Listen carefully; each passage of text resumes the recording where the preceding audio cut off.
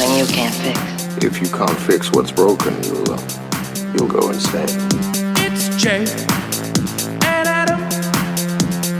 It's Previewed. It's Previewed's Fix It with Adam and Jay. Hey, peaches! Welcome to Fix It, where friends don't let friends fix pop culture alone. I'm Adam. And I'm Jay, and you're our listener. Hey there, listeners. Ho there, listeners. Oh, is this Deja Vu, listeners? Oh. Don't do anything stupid, listeners. Don't do stupid things. Don't do stupid things. Don't do stupid That's things. That's right. My mom was in the Amazon studying spiders before I was born. Yep. That's right. Would anyone like a nice cold Pepsi? Nothing. I can't quite open this can, but I love holding this Pepsi. Yeah, man. You know how all EMTs just have a frosty cold Mountain Dew Code Red with their lunch. This movie has overrid the normal bit that we do right now of Listeria. I'm sorry about the blackout in our country, but it's Madam Web's fault. Welcome, everyone, to Fix It. I'm Jay. That's Adam. You might know us from the wildly popular YouTube reaction channel Previewed. But this is our podcast, Fix It, where every week Adam and I take a piece of pop culture that maybe missed the mark, maybe didn't quite get there, maybe just didn't have any actual superheroes in it, and we fix it. It didn't have it. That trailer really made it seem like we were going to get a lot of them, and we got basically none of them. Today this movie is so bad that I start thinking about it, and then I lose track of where we are in the episode. It hurts your brain. It's almost hard to podcast about this, mostly because how bad it was, but also because how bad it was is infecting every other aspect of it. It's a piece of media that truly defies all logic and expectation. We are fixing 2023's 2024's. Dude, this was a couple months ago. No way. Yep. We're fixing 2024's Madam Web. We're going to try, at least. We're going to try. We're going to try our best. We will see how we do. The movie said don't do anything stupid, and yet here we are podcasting about this movie. A very stupid thing indeed. After we reacted to it. After we reacted to it. That's right. Is it out today? Is that tomorrow? It's coming. If it's not out already, it's coming soon. If my calendar is correct, it will also be out today. Oh my god. If everything goes according to plan, this will be releasing Tuesday at noon, and then that evening's episode will be Madam Web. Watch us go insane. Tuesday is a Madam Web day. And for those of you who are watching this, we are on a little bit of a hiatus this week. We're taking a little bit of a early summer break because we found out that our summer is going to be jam-packed with stuff. And so this was where we actually had time to take a sec. Memorial Day week. Yep. Might as well just take it. Might as well get it out of the way because there's a lot of shows coming your way. And we can't wait to share them with you. But before we get into fixing Madam Web, we've come to our absolutely most favorite segment. We took a poll. Everyone's favorite segment, Roll for Convo. Our producer, Brian, has provided us with 20 topics of conversation, and we are going to roll a 20-sided die to figure out what our first segment's topic of conversation is going to be. All right, I'm rolling. 15. Question number 15. Do you miss doing stand-up? Do you miss the live audience? Yeah, I do. I do. I will say this. Because I was relatively in the game there for a while. Mm-hmm. And then COVID hit, and it just kind of ruined any kind of momentum. And then this started picking up. And so it was just it was this was a very easy lateral move to focus on. Yes. It does. I will say this. Making reaction content does aggressively scratch the itch. Yeah. It really, really does. But I miss performing like that in that capacity. Oh, okay. And I miss thinking and writing in that head space, because reaction to me from a comedic perspective it feels more of like an improv thing. It is improv. Yeah, but it's a different, for me, that's a different shit. That's a different part of my brain than the Right. stand-up part of my Yes. brain. Now, granted, like my stand-up dips into the improv aspect a lot, Yes, it does. but I miss writing jokes, because you kind of almost when I was doing stand-up a lot, I would kind of go through my day like having that background software running of like thinking of things that were happening to me and how that could be a joke. Yeah. A lot, and that software is I wouldn't say I've uninstalled it, but I have shut it down to allow for RAM for other processes. Yeah. If that makes any sense. So I do miss it quite a bit, and I miss the. I think we've built a very effective two-hander here. Wait, a what? We're a two-hander.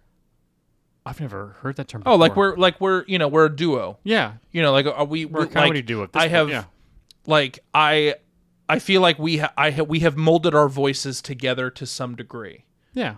From a comedic perspective. We're the modern day Lauren Hardy. Yes, very much so. Lauren But Hardy. I miss having my own brand of that. If that makes any sense. Sure. And I'm not complaining in any stretch. Like, I really like what we do here.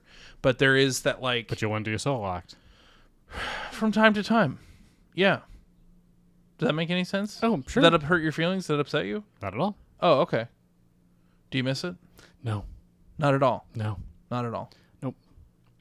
I don't. Not at all. Because I love stand up. I love the art of it. Yeah. It's not the art, it's the business. Yes, 1,000%. That's the problem. When it came down to, and I think I've told this story before, but now we'll get into a little bit more detail as to, because it's specifically the question. When I started in 2005, Dane Cook had just hit. Yeah. And the internet was just kind of becoming a part of the equation of how to be a stand-up. Yeah. This is required to be a successful stand-up. And now it is the business. Do crowd work on stage and put it on TikTok. And maybe you'll get a special on Netflix before you're ready. Ooh, Yeah. that sounds great. It happens quite a bit now. So I'm as I have learned as I have gotten older, and it's probably very apparent to everyone at home, like don't like to go out. I'm very good at putting my nose to the grindstone and knocking stuff out and working. That is my power. And when I learned for myself that it's like, what do I want out of my life? Do I want to be like a famous comedian, or do I just want to be able to make a living by being funny? I mean, it definitely, yeah. That I went from like specifically, I want to be a really good comic to, well, wait a second. That's really hard, and the skill set needed to do that, and it's not just on stage, because it's no more just being undeniable. That doesn't count anymore. Because you have to be able to work a room not on stage. Yeah, Like, there's certain aspects to it that you have to. it's a lot of off stage stuff. Yeah, I mean, and that's what I've always said. I was like, I love the art form of stand up. I'm not interested in the business model. Like, the thought of like touring and stuff sounds really great, but like, especially like when you're kind of just starting getting off the ground, and there's a lot of comedians that I know that are starting to like get into this level of like having to be away every weekend, and like, well, I'm in, Poughkeepsie doing this club for the weekend, and it's like when you're promoting stuff on social media, everyone's like, oh, it's so glamorous. It's like, it's really not. It's a grind. It's a grind. You're always traveling. You're living out of a bag. And I never thought that my act was the right kind of vibe for, like, I'm not a club act per se. I've done club work before. I've worked clubs and it went okay, but it's like, and I have, friends of mine that like they understand what needs to happen in that space and know how to kill it in that space. Like, I mean, I also came at it from a pretty aggressive theater background, and so like I would in like weird venues and like more theatrical spaces, my act would do a lot better than it would in like a club. But yeah, it's not, your expectations when you go into show business are a lot loftier until you kind of get like the reality of what it actually takes to do the thing. Yeah. Yeah.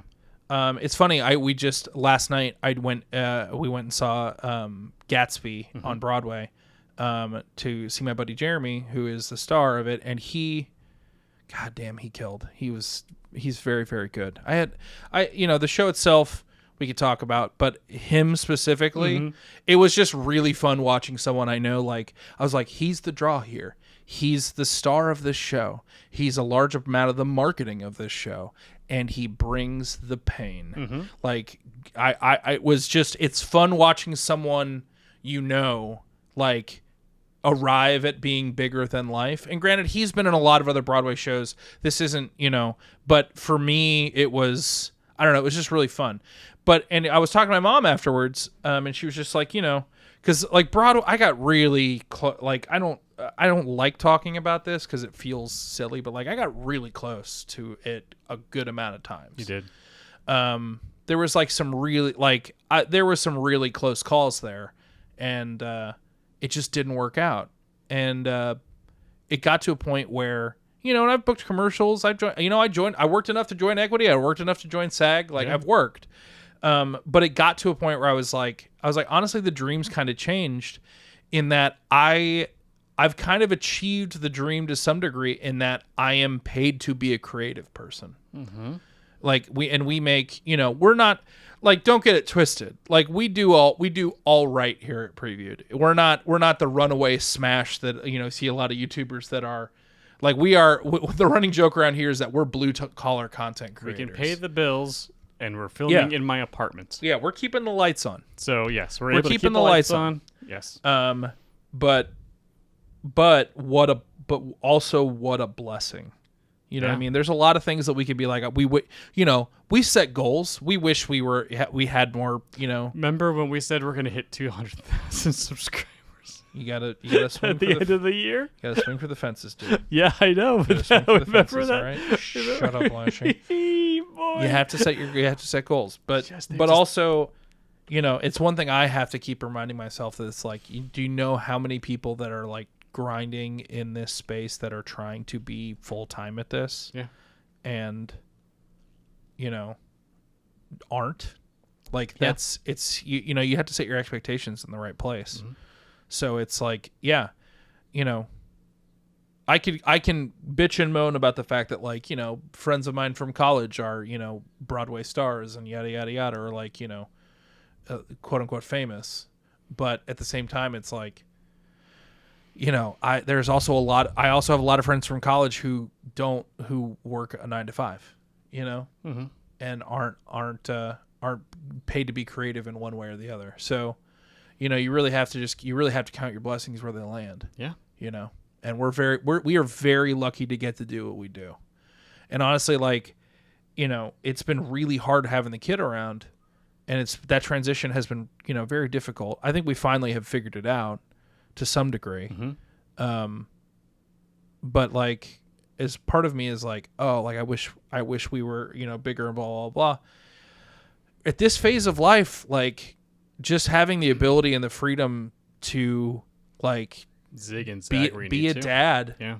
Like what a blessing, dude. Like what a crazy, like if I were any busier, like this wouldn't work out. I would be able to afford daycare and that'd be cool, I guess. But like I have the luxury of getting to be a part of my kid's life at a really like important time. Yeah. So, things could always be better.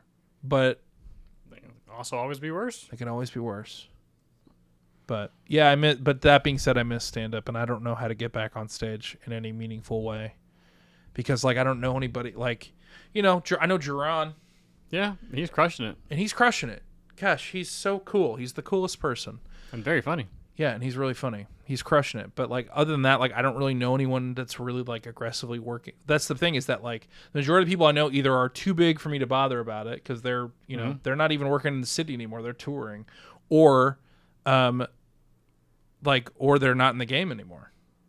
So it's like I got to start fresh from like go back to opening mics, not to work out material, just to meet the people that are producing shows that I could get on. Yeah, and that's my weakness. I don't have great interpersonal skills to be able to glad hand and network to just get on a bunch of people's shows. Yeah, it's really hard. It's really hard, and traveling around the city, and then just travel around for an hour to But get do to 5 you minutes. miss getting up? Do you miss just all that other stuff aside? Do you miss getting on stage? No, Okay. I really don't. I really don't, because this is so the itch. Yeah. This is I'm laughing, making you laugh. You're making me laugh. We're having just the greatest time. Yeah. Cracking jokes and watching things. And also, we're doing it in a way that I feel like it's a little bit more meaningful. Yeah. Because I feel like we're a part of people's lives. Yeah. Not just like making you laugh for Not one just night. just like a random person. I saw a person at a bar, and then I'll never forget about them. As soon as the show's over. Because it's not just about the jokes, the reactions. It's also about The community. yeah. Yeah. Yeah. But yeah, stand-ups is a very, very hard grind, and I have a lot of respect for everyone who does it because I know that game, and I know what it takes to get to where they are, and I know that like those certain skill sets of just being able to hang around and talk to people and network and whatever you need to do, spot trade and stuff, and then travel. Like, oh boy, I hate all of those things. Now, I'm like, when we did PeachCon last year and did this in front of, a packed room of 35 or so people, I was like, that was awesome. Yeah. But like, that's kind of like, that's the long way around to getting back on stage. Sure. Yeah.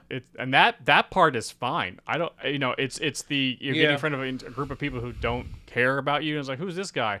Well, here's my 7-minute set, and I gotta get you to like me immediately, and then I don't know if these jokes are gonna work. And that's the thing. Like when I think I was on the most on top of my game as a stand-up, I was also producing, that weekly show, and that almost killed me. That the stress of that show was just almost too much to bear. Yeah, which was wild. Yeah, but that's the thing is like that's kind of how you have to do it. Yeah. Sometimes it's insane. Yeah, everything's changing. Comedy, entertainment, it's been changing it's been in a flux for 15 years or so, especially like the last 5 has been absolutely insane. And it's going to keep different. It's a totally different thing. It's going to keep changing and morphing until it like finds a new resting place. But like, I mean, better here than at the whims of other people. I'm just so mad I lost that tape. I'm just still mad I know exactly what you're talking about. That was like the peak of like that time when I was like, and it was like maybe the best set I've ever had in my life. And it was like we were recording it and then just totally lost it. And I was like, and people were like, oh, did you stand up? Like, let's go check his tapes. Yeah, they're from like 10 years ago. Because I was gearing up towards like a solid 10, 15-minute tape. And then I got it and the camera died. And it's gone forever. But what can you do? What can you do? Now there are thousands of hours of us on YouTube. Yeah, now I'm so aggressively online. It's almost comical. Our footprint is large and vast. Well, behold. That's been Roll for Convo. Everyone's favorite segment. We took a poll. We should move into Madam Web. Yeah, we should.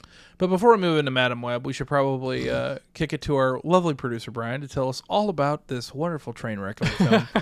When Brian rolls that beautiful bean fun fact footage. Thank you, gentlemen. Producer Brian here, and today we're trying to fix the not Spider-Man film, Madam Web. Released in 2024, Madam Web was directed by C.J. Clarkson and written by way too many people. It stars Dakota Johnson, Sydney Sweeney, Emma Roberts, Adam Scott, Isabella Merced, and more. Here are some fun bean facts.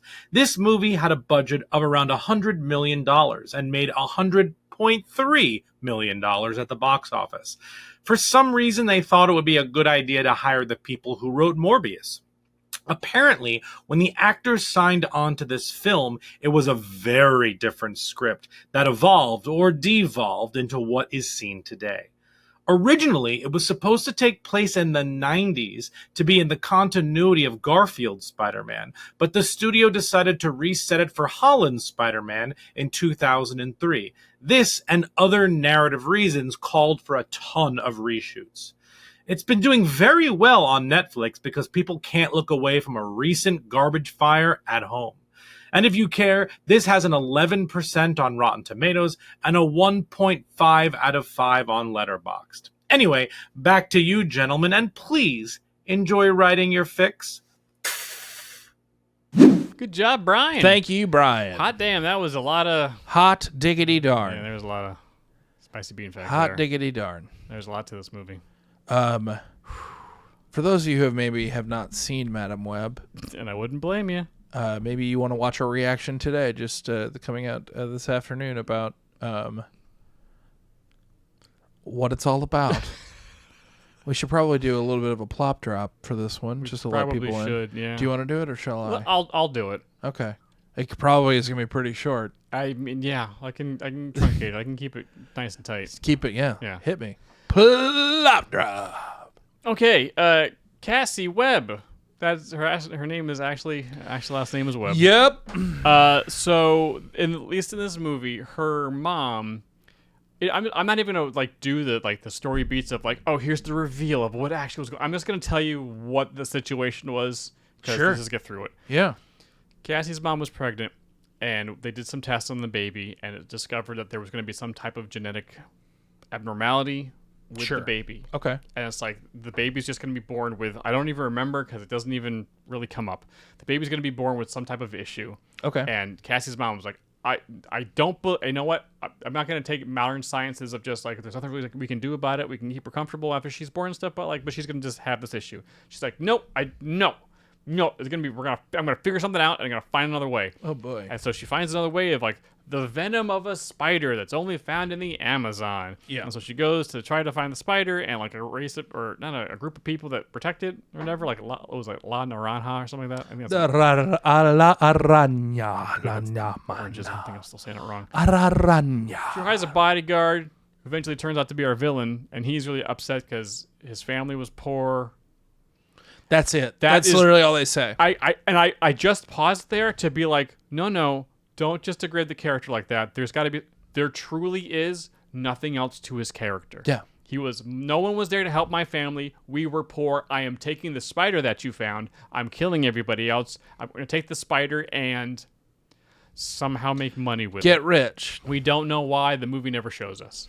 He shoots Cassie's mom. The spider people show up, take her to a cave in some water, have another one of these special spiders bite her just as she's giving birth. Yeah. Then somehow infecting or giving Cassie powers, I guess. The mom dies in the water. Cassie somehow makes it from the Amazon to the States. Yeah. We don't know how. That's never covered. Nope. Flash forward to 2000. Just the paperwork alone gives me an Right? ulcer. So much. How would... Whatever.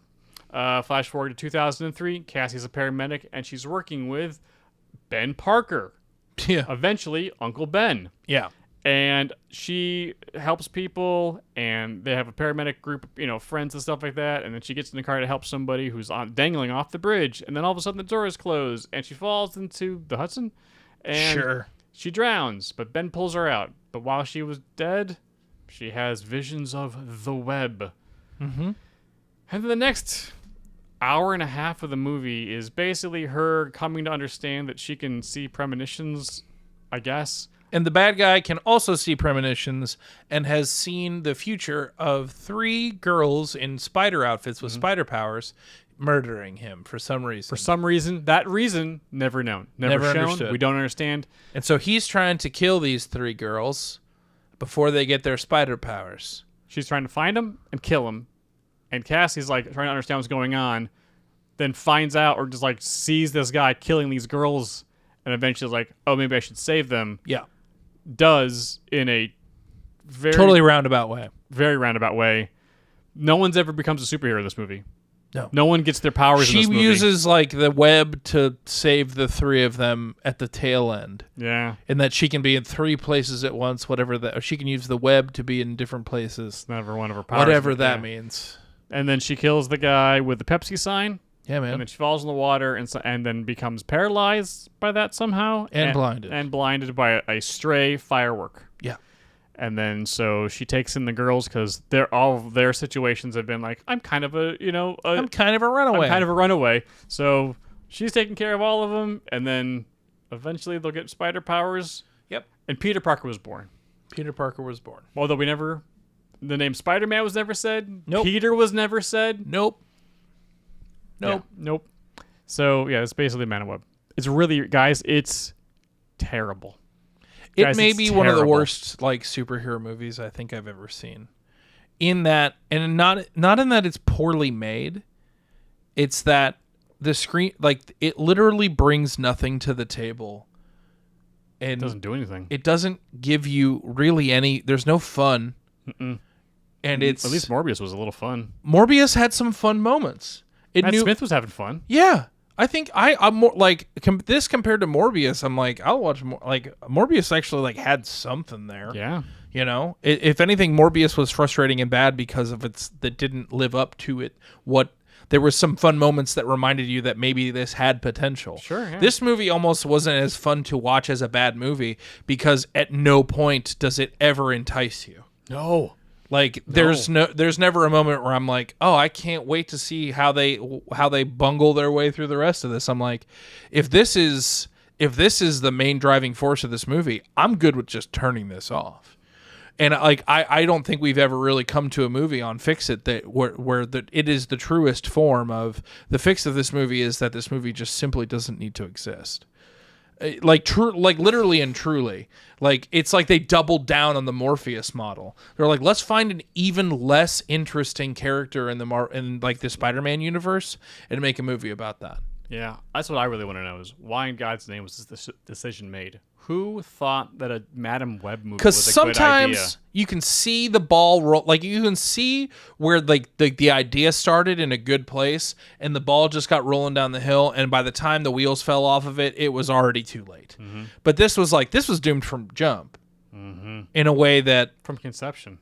yes, Like, Morbius doesn't make a bunch of sense. Venom kind no, of I like also- the Venom movies. No, I was they're gonna say not perfect, but no. Venom by itself without a Spider-Man intro, Yeah. had a lot of people like, wait, what? But Venom, no, he starts with Peter and then goes to Eddie and then But Madam can't- Web is so inexplicably tied to Spider-Man in a way. yeah. That, like, I can get behind a Venom story that doesn't have him in it because I understand what your limitations. Sure. But this was like, no, like, this is a character that really, as far as our understanding of the comics go, really only exists to kind of like facilitate Spider-Man Peter, stories. go over here. Bad stuff Uh-huh. is about to happen that way. So says the web. Yeah. Ooh, spooky. Yeah, this is like if they made a movie about the Bat computer. Do you know what I'm saying? the 60s back computer. Yeah. Yeah. The one with the punch cards. Yeah. It's like, oh, it's a thing that facilitates Batman fighting crime. Yeah. Okay. Yeah. And I'm sure we're gonna get a lot of comments of people being like, "Well, actually, Madam Web," I understand that, but from what the general gist of the public's knowledge of Madam Web, if any, that's where we're standing. That's She where was we're in the coming last little grouping of episodes in the old 90s. I think she was in the last season of Spider-Man the animated series. Yeah. She was taking Peter around the multiverse trying to stop the ultimate thing. Also, you have a movie that's ADR'd itself into the ground. Well, that's the other thing. I don't know exactly what Brian said, but watching a couple of videos about Madam Web after we watched it. So apparently they had a different plan for this movie. At the beginning was like, oh, she actually was going to help Spider-Man. So we're actually gonna have Spider-Man in this movie. Yeah, they were. That was the initial plan, but then they couldn't do that for I don't Interesting. exactly know a lot of reasons, but probably all behind the scenes stuff and scheduling and contracts and all sorts of things. So they needed to figure something else out. And the thing they figured out, they needed to do a lot of stuff in post. And they just the only way they could do it, they couldn't shoot again, so they just ADR'd a bunch of stuff. Yep. Because there's a lot of just like that Invincible joke of like, well, we didn't save a lot of time by having people just talk with without being able to see their lips, and so we could just the back of their head it was very. And also the ADR itself was not great No. because It made a lot of characters sound like they were like it. You could just see it. You could feel it. yeah. Like it was like, this isn't you talking right now. Nope. You're Not even talking close. in another room right now, and I feel it in my bones. Mm-hmm. But also, you had 3 characters that eventually become different spider heroes to some degree, and you showed us in the trailer You showed us them that in the doing trailer. stuff. Yeah. But when the movie finally comes out, we find out pretty quickly that the stuff they showed us in the trailer is the only footage they have. And so we have to follow around 3 superheroes that don't have any powers or don't know that they're superheroes and then basically give us just a tiny little bit of backstory for all of these characters. And like they try to make us care and we just can't, because a lot of this is our Madam Web trying to save these girls with no discernible powers. Nope. And it's just a lot of them driving around. Yeah, whereas in a normal superhero movie, Act 1 is the end of Act 1 is, oh, wait a second, I have powers? What? Yeah. And the beginning of Act 2 is, okay, I gotta figure something, I gotta train, I gotta work out, I gotta figure... That never happens in this movie. Yeah, never. At no point does she train with her powers or to figure out how she can do what she does. She astral projects in a pool when she goes back to the Amazon, but she's like, well, now you know, right? I was like, I guess so. Yeah. And then she just goes back and starts... And she also doesn't really seem that bothered that she has powers. It's like she can... Nope. Also, Dakota Johnson plays Cassie Webb as almost borderline unlikable. Like, at no point are we ever really rooting for her. No. And in a way that... And this, I think Dakota Johnson did a bad job in this movie, and I think she knows she did, and I think she may have done it on purpose. Oh. Her performance to me reads like, I got stuck doing this because of a contract, and I was physically on set, and I physically read my lines, but that is literally all you're getting from me, and I, huff off Madam Web. It felt like that. So, I don't normally like to get into, individual performances, but, specifically her performance, I was like, I feel her commenting on this film as she's in it. In a way that, sometimes some people could, give a cheeky version of that, but with her, it made me dislike her more. Oh, really? Yes. Oh. Oh, yeah, I was like, Dakota, I'm sorry you have to be in this movie, but can you at least try a little bit? Oh, wow. Okay. You know? I guess. I mean, from what I know you don't necessarily agree with me, but... No, it kind of feels like they may have sold them a bill of goods. I just guess. like, hey, this is what the movie's going to be. Thanks for signing the contract. Well, everything changed. Now it's this, but you signed the contract, so you're in this movie. Yeah. Oh, god damn it. Yeah. I thought it was supposed to be I thought this was a Marvel film. No, this isn't in association with Marvel film. Very completely When different. did that become a 4-letter word? Since Sony started doing things. All I will say is, I think Craven might be good. Craven may be good. I think Craven might be good. There, at least I'm holding out hope. That trailer was good. I'm blanking on the main actor's name. Aaron Taylor. I want to say Aaron Taylor-Joy, but that's Anya Taylor-Joy. Yeah, sorry, our main actor. He's very talented. He's very good. And the story seems a little bit more conducive. Kick-ass. It's kick-ass. Yes, conducive to a movie. Yeah. His dad's really crazy. Yeah. He gets powers. There's people vying for his company, and he's does rad cool stuff. Yeah, And it's rated R. I think it's rated R. Yeah, I'm into it. So he's doing rad cool stuff. Yeah. He's also yoked for it too. When did he get so big? He got big. Yeah. Whereas this movie had no discernible plot that could support a movie. This is over. It's 100 minutes long, and it just meanders. She leaves them in a forest and then goes to Peru. She leaves them in a forest with no supplies and says, "Don't do anything stupid. No, don't do stupid things. Don't do stupid things." And then proceeds to fly to Peru. Well, she goes back to the city and then comes back, and they went to a diner, and then she leaves them with Uncle Ben, and then flies to Peru. Oh, you're right. And then Excuse comes back. me. You're right. For a week. Me. Yeah. Yeah. She leaves them because she has a hunch that maybe some picture in her little photo album is going to give her answers. When She goes to the Peru. I can't. Yeah. I can't. It's terrible. It's probably one of the, if not the worst movie we've ever done on this show. I really thought it was going to be It's So Bad that we have. Yes. Don't get me wrong. I think our reaction is really fun. We have a great It's time. hilarious. Oh yes, we have a great time. Yeah. But it hurt. We paid the iron price. Yeah, for it, we Jay. paid the iron price for that reaction. Very much so. We should probably get into fixing this thing, huh? We should at least try. Yes. Okay. We're fixing Madam Web. Here we go. So what is the big flaw here? If we are trying to make a Madam Web movie work. Yes. if there's what something- can we yes. lift from what we have here that actually worked? Is there anything salvageable? Well, I mean, what about one of the girls? The thing is, there's 3 of them. There's too many of them. There doesn't need to be 3 of them. No, there really doesn't. There's no reason for it to be 3 of them. Yeah. Because I believe in the initial, as I said earlier, Spider-Man was supposed to be in this movie, but then they just couldn't figure out, or Marvel's like, And that's fine. No, we don't. No, we're not gonna muddy that water. And that's fine. And that's fine. But if that was the initial plan for her getting these powers of premonition to be able to help Spider-Man deal with a thing, that would make sense in why she's around to help Spider-Man and the more active heroes to be their oracle. Yeah. What's going on, Barbara? Okay, we're head. Great. Absolutely. That makes way more sense. But also, Like, I think she needs to be more likable. I think putting Madam Web in a Spider-Man movie is a fun idea. Sure, but not an origin story just for her. Her story is not strong enough. And also, I don't think we put this in a place. I don't think we set this in a place in which Peter Parker has not even been born yet. Because it doesn't make any sense that Sydney Sweeney is going to be a Spider-Girl at some point where she is still recognizable in the past.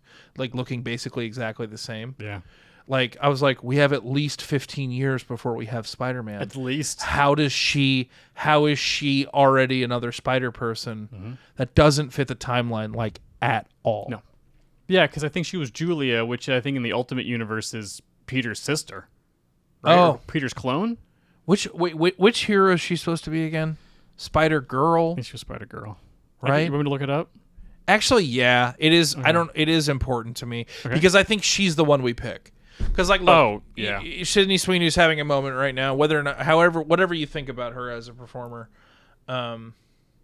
Okay, Sydney Sweeney. Let's see. Let's see. Let's see if I can find her name real quick. Yeah, it was Julia Cornwall. Yes. Give me her. Okay, Julia Carpenter. That's the name. Yeah, she's the blonde with the black outfit. Spider-Woman in Secret Wars. Secret Wars Spider-Woman. Okay. She also was in Across the Spider-Verse. Sure. Yeah. I think maybe she's our character.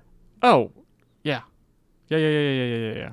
Well, I think we exist in a world, like, honestly, if we're doing an association with Marvel, yes, maybe it's the type of thing where maybe we can kind of, if this is coming out after No Way Home, maybe there's like we have an opportunity to exist in a world in which people don't remember.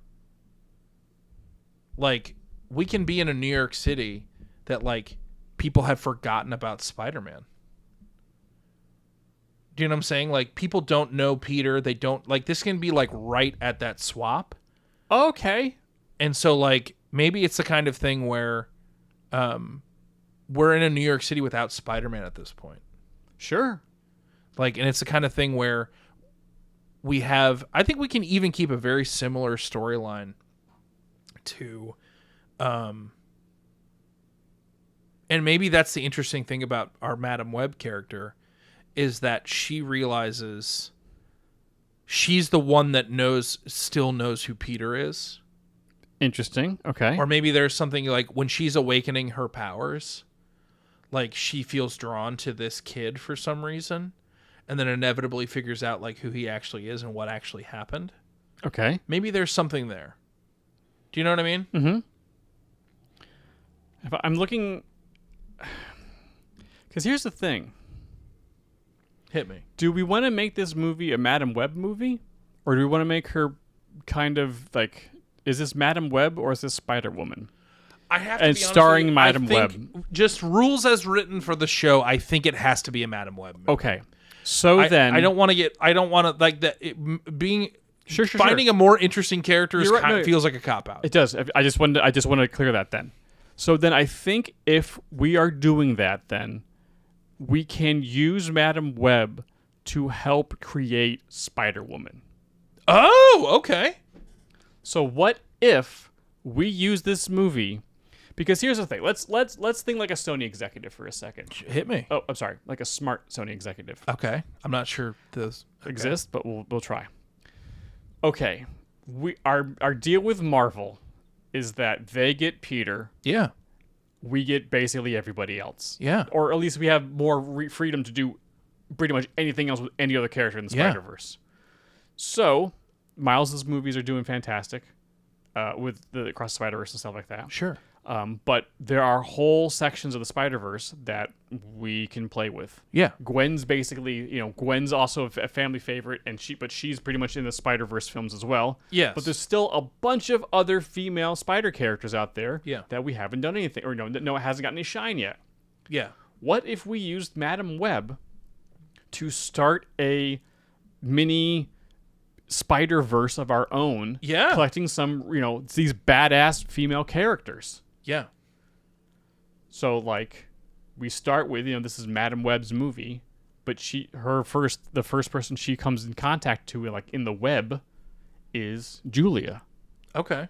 And then so we find, she helps facilitate Julia's transit, because I think we also need to see her become Spider-Woman. Yeah, no, I fully agree. And I think we can have a very similar, kind of origin story to some degree. With Cassie. Yeah. Yeah. Yeah. I think maybe she kind of gets her powers a little bit later, but I feel like maybe it comes down to,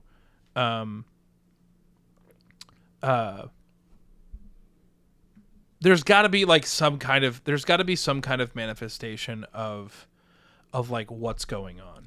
So, do we keep it more? And also, she was also the narrator of Turn Off the Dark, right? Yes. Well, I don't think we go in. Trust me. No, You I'm think not. Madam I'm Web not is saying. bad? No, I'm just saying the in other use, because she's basically been in this movie. She was in the animated version. There was a and she's different version of her. It was Lady Arachne or something, but it was basically Madam Web. Yes. Oh yeah. Because in Marvel's even kind of get into more tometic spider powers and stuff like that. That's why the Inheritors were after. That's what the first Yeah. Spider-Verse event was. We was eat the spider totems in each universe. Nom nom nom nom nom nom. Yum yum yum yum yum yum yum yum. Yeah. So as the Spider-Verse and the multiverse are kind of becoming a little bit one and the same, and it's a whole web thing, which makes kind of sense. It's a good metaphor for it, that she's one of the people who can see the different strings of the web and stuff like that. Yeah. So do you want to kind of keep? Do you want to? I guess what that question is. Do you want to kind of aim towards a little bit more towards what the comic is doing, of her just having kind of a mutant ability to be clairvoyant, or do we have a little bit more specifically tied to I want her spider, specifically tied with kind of just this spider idea, mysticism? I think. Okay. Because I think yeah, okay. you have an opportunity to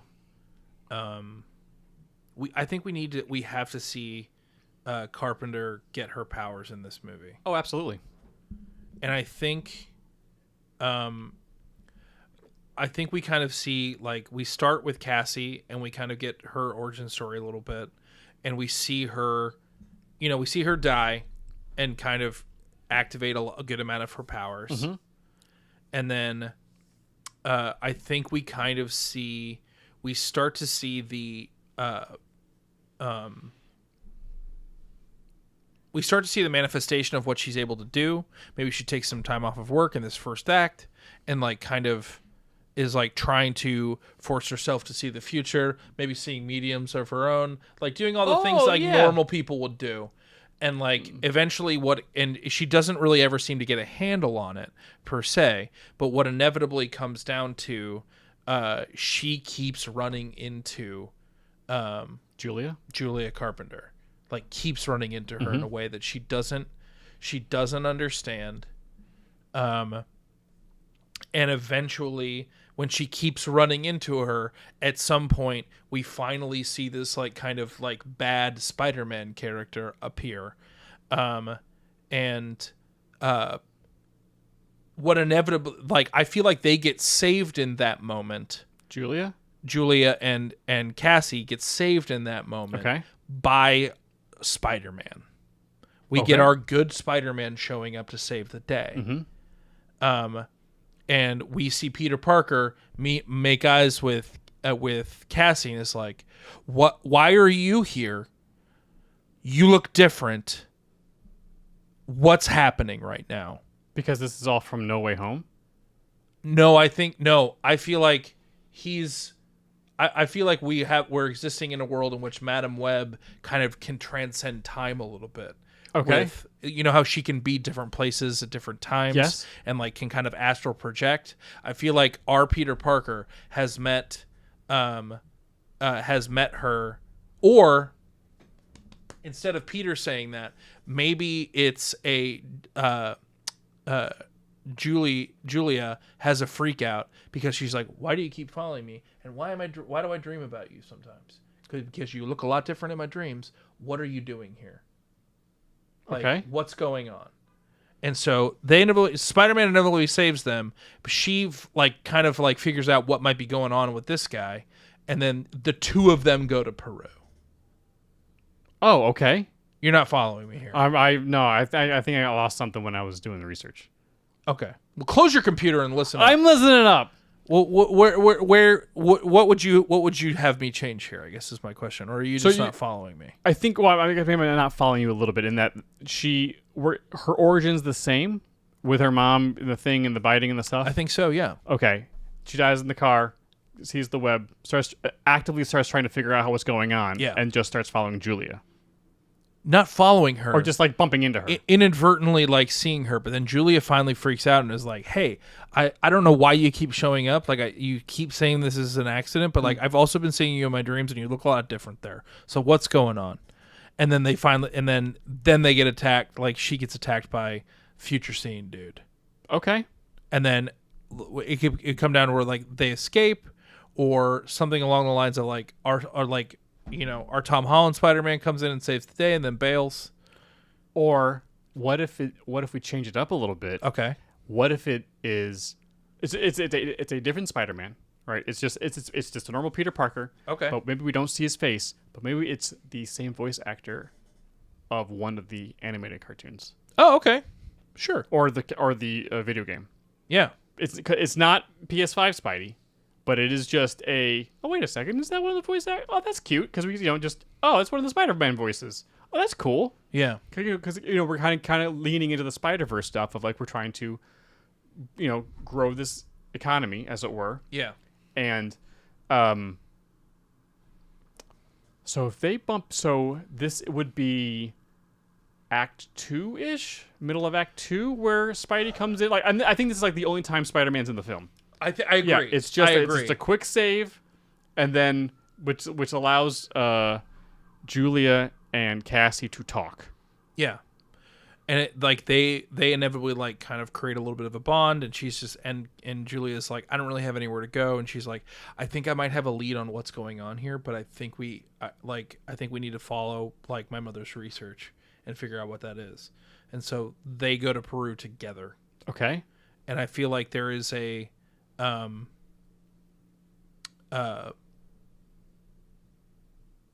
feel like this is where in Peru is where we can set up a Julia that has been seeing visions of Cassie, but has also been seeing visions of herself as a costumed hero. Yes. And that's why she knows she was he's probably coming to get me because I've had dreams that I've killed him. Oh, okay. And I don't know how or why, but I think he's been having them too. And I think he's trying to stop me from becoming a thing, becoming a hero. I think that her journey is she doesn't want this. Julia doesn't want this.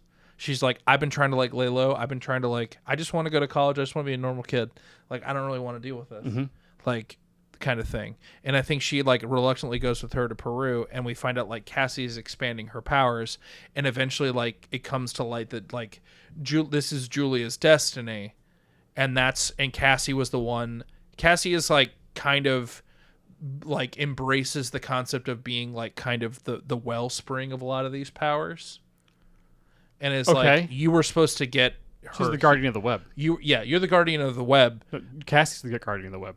That's what I mean. Oh, sorry, yes. And then Julia's you were supposed to bring Julia here. She's supposed to embrace who she's supposed to be here. We have the ability to give her these powers. Oh, okay. And so she through Cassie kind of has to convince her a little bit. And we finally like see we see Julia's like kind of mini origin story in Peru, Okay. right? Sure. I don't know if I'm nailing this right now, but I might need a little help over here. Okay. But, I'm with you.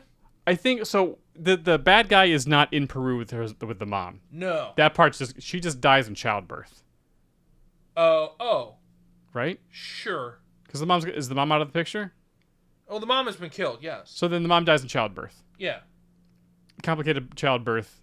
She dies during it. Yeah, but she had been bitten by a spider in the rainforest. Yes. So Sure. that's what she was there. I mean, because you know what? Seeing the Wikipedia entry of like what actually comic book version Madam Web is like, oh, that she was born with this disease. Oh, they're trying to her mom's actively trying to cure something. Yeah. Oh, you know what? That's not a bad change. That's actually kind of, nice little shorthand for the movie. Yeah. I totally get that. It's a good change. So we can keep that, kind of speed things up a little bit. Yeah. Or maybe her mom actually figured out the cure to the thing, and Julia is someone that received that treatment as a kid, and there's just like one little aspect of the treatment that is left out, and if you introduce that one aspect of like the spider venom into the cure that was created from the spider venom, like it will actually it has the ability to mutate you or kill you. Oh. And so they left that part out to be like, oh, it's actually a cure for some kind of something.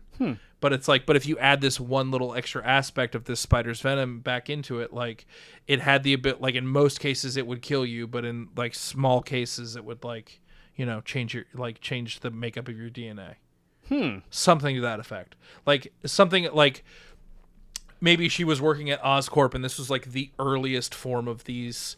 That's why they're working on those spiders later. Yeah. Because they have this regenerative capability. Because Julia's origin is that she was in college and she was a part of another athletic study type of thing. It's very similar to Peter's, but it was more of not accidental spider, but no, we're actually testing this thing. Yeah. We'd like to actually try to test this on you. Yeah. And he's like, okay, great. Oh, I got spider powers. Oh no. Yeah. And you can also set up Oscorp, and that's fun. Yes, we could set up Oscorp. Yes. And what separates Cassie is that she didn't get this treatment. She got just the full on spider venom, and as an unborn child, and so that drastically altered her DNA. So in a sense, she's almost the purest form of this of these spider abilities. Sure. And so her ability is basically the utmost spider sense. Yes, she is the living embodiment of the spider sense. So I guess I need a second act here. I got sorry. I know this one my is brain's very melting hard. out of my ears. Totally is getting warm. Yes, you know what? Hold on. I'm mixing. Oh, I got some gumbo. This is really, guys. This is one of the purest. The boys at the whiteboard. I'm very here. gracefully trying to be help me. I know. I got you. Baby, I'm cooking. Baby, I got you. All right.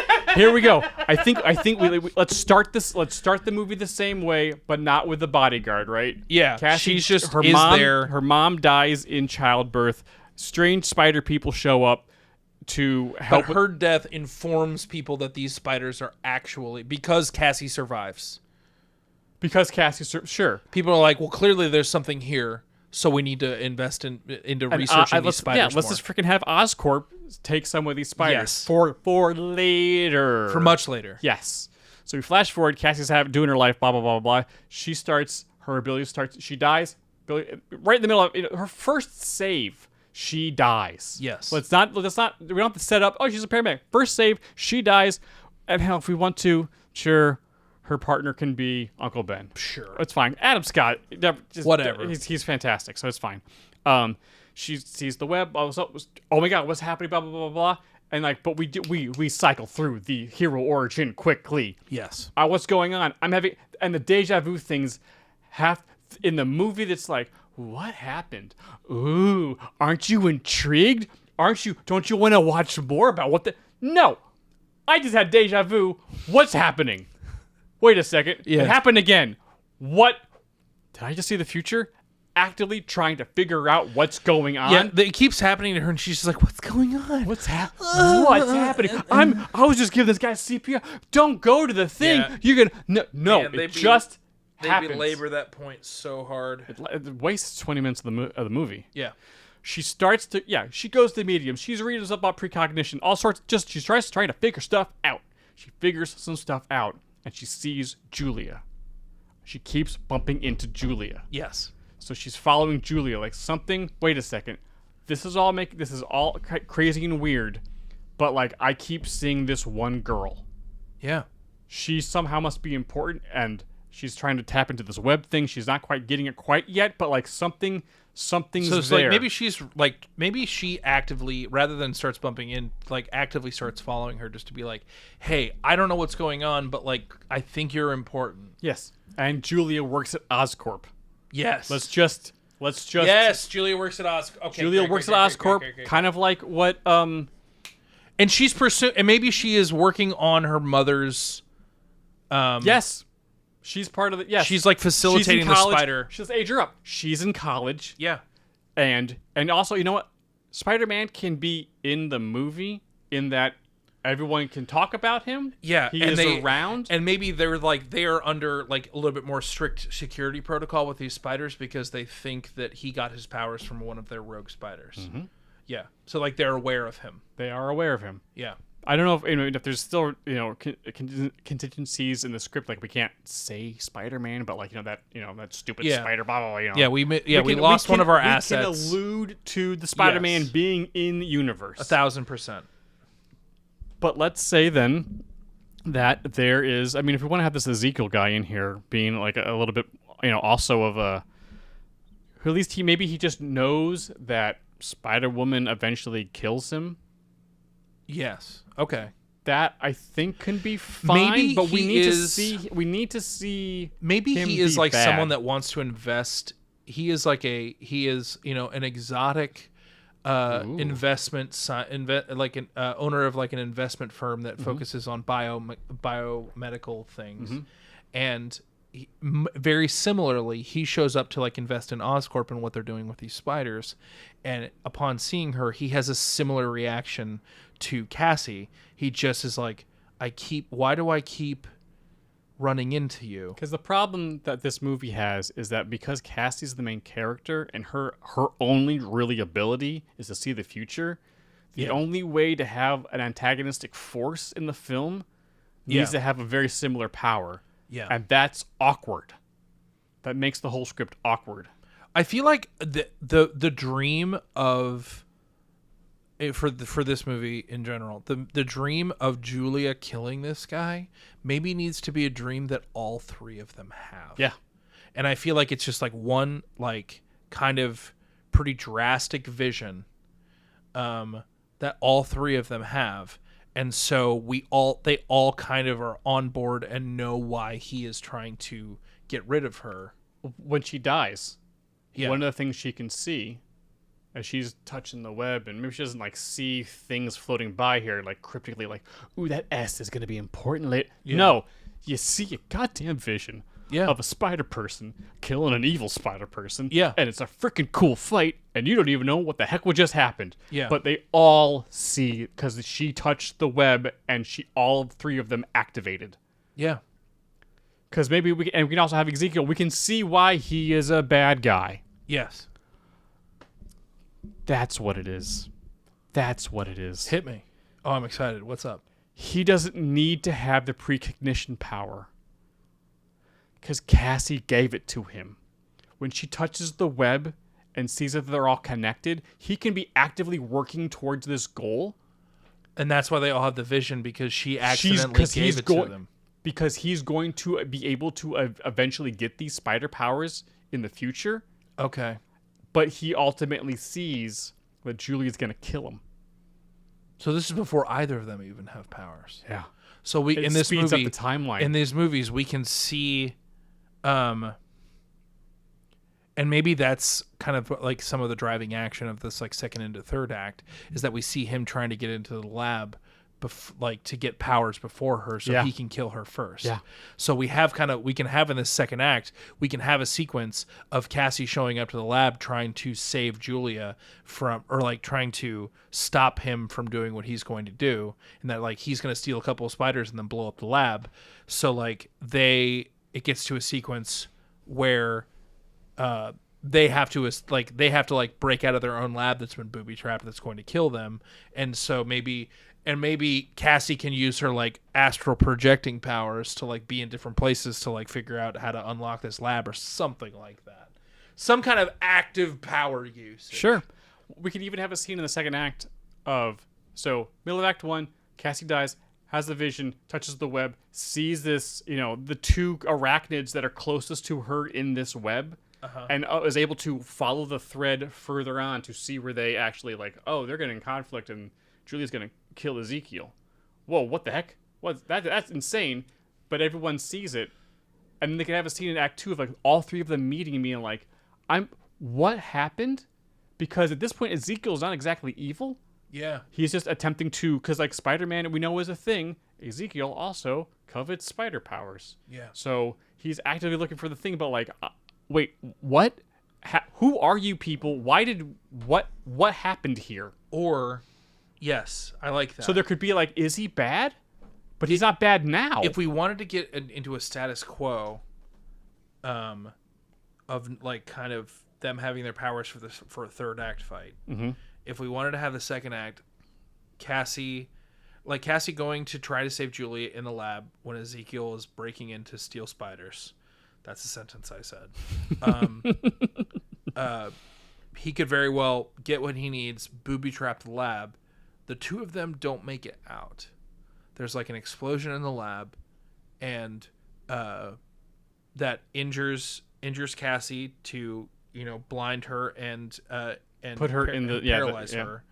But then that's also the explosion that inadvertently that it also heightens Cassie's powers, because the experiment that explodes is imbued with this spider energy, and also gives Julia her powers. And she's been trying. She's like, I'm not taking a spider. I don't want this to come true, but it happens to her. Yes. And the attempt, and because we can this even works even better. I think we're almost figuring this out, dude. We're almost there. That this has been really hard. This has been but because here's the thing, because if Cassie had the power because of what she did to the mom, touches the web, everyone sees this thing and is like, this is your fate. I've touched the web of fate. Yes. And you guys accidentally got a glimpse of what was happening. Ezekiel, not necessarily a bad guy at the moment, but we can see him through Act 2 be driven towards, I didn't do anything wrong. I don't want this fate to happen. Yeah. And is actively trying to subvert it. And in doing so, causes it. Yes. Whereas Julia is actively trying to, I don't want this at all. I'm trying to back and it happens the way to up. her It happens anyways. to her anyways. Yes. And then we get our third act where we get the true Madam Web experience of her kind of Barbara Gordoning Julia into embracing what she's capable of doing, and helping her through the fight with Ezekiel that we inevitably saw at the beginning of the movie. Yep. And we get a full-on spider fight, which is what we want, which we show up to for a Spider-Man movie. And they could be actively arguing fate the entire time. I didn't do anything wrong. I don't deserve to die. I didn't do anything to deserve this. What are you talking about? You made choices. Yeah. You saw the future, as we both did, and you're actively making choices that is causing you to be bad. I didn't. No, I'm not. And it's that we can have that interesting, that moral gray area, which is well beyond what this script ever actually did for the movie. But there could be that argument of fate. Uh-huh. And then Julia wins. Maybe she doesn't kill him. Yeah, no. Maybe she changes fate. She changes fate. She doesn't kill him. Your fate's to die, but you know what? I'm now making the active choice. Oh, that's good. I don't want to kill you. That's good. I can just stop you. That's not bad. I like that. And then Julia's, it was her first step in being a hero. She had, obviously, she had Cassie in her ear helping her out. And then, well, now what?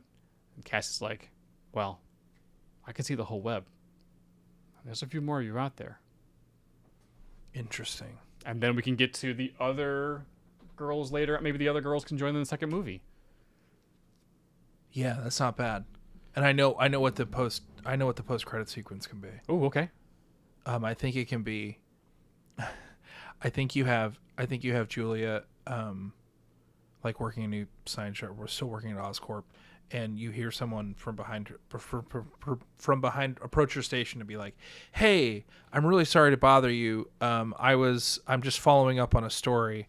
I was working as a photographer on the lab explosion, and I just had some follow up questions about the article for the Bugle, and she's like, "Who are you?"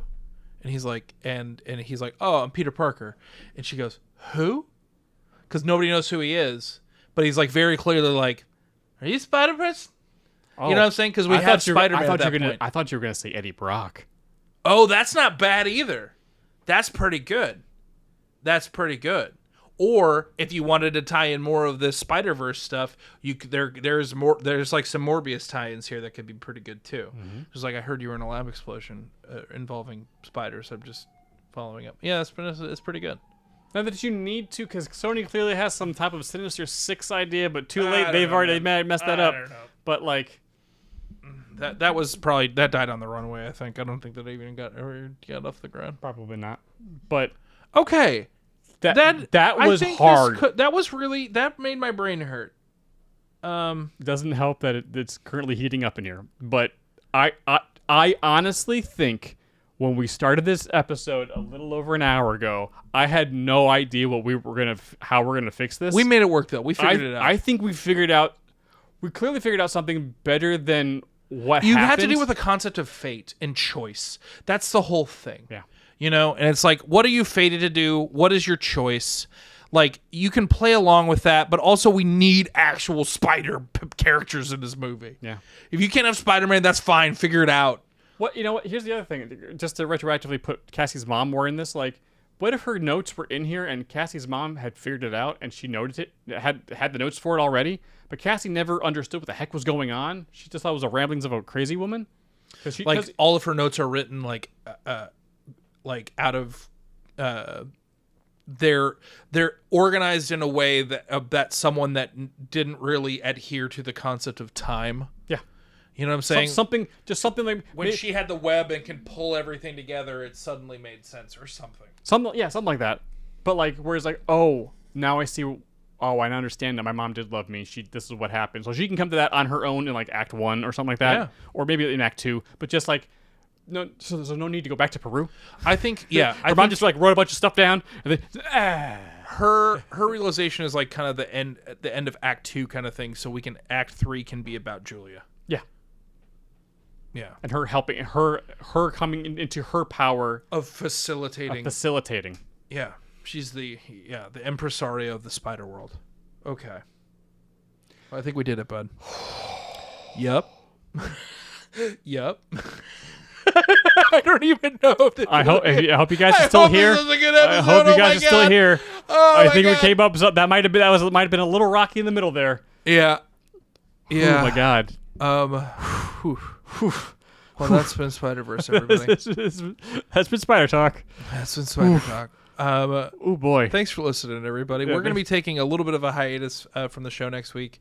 We have a little bit of time before we get into the heat of the battle and the heat of summer of all the things coming out and we're going to be reacting to. So we will be taking next week off, but we will be back the week after with a reaction to Ahsoka. Not a reaction, but a fix to Ahsoka. Fix to which Ahsoka. some would argue doesn't need to be fixed. I would argue that's maybe little things Ahsoka here and can there. be tweaked. It can be tweaked. I think it's an episode of Tweak It. Everyone's favorite. But have an amazing Memorial Day week. We hope you have a great time. Sorry, my brain is spider melted. Yep. If you're catching this wherever you catch your audio format, please, leave us 5 stars. Maybe you write a fun little review. I like reading them. If you're catching this on YouTube, you know what to do. Like, subscribe, hit that bell. Do that YouTube that you do so well. Guacamole's Extra, you podcast listening, weirdo show. And as we end every single one of these episodes, heartbreak feels good in a place like this. It's you know what? I'll use it again. It's the Pepsi can that you don't see coming. Ooh, Pepsi. It's the choice of new generation. If only I could open this can. Yeah, I'll just clean the top of it for a while. Don't do stupid things. Don't do stupid things. We'll see you next week. Bye.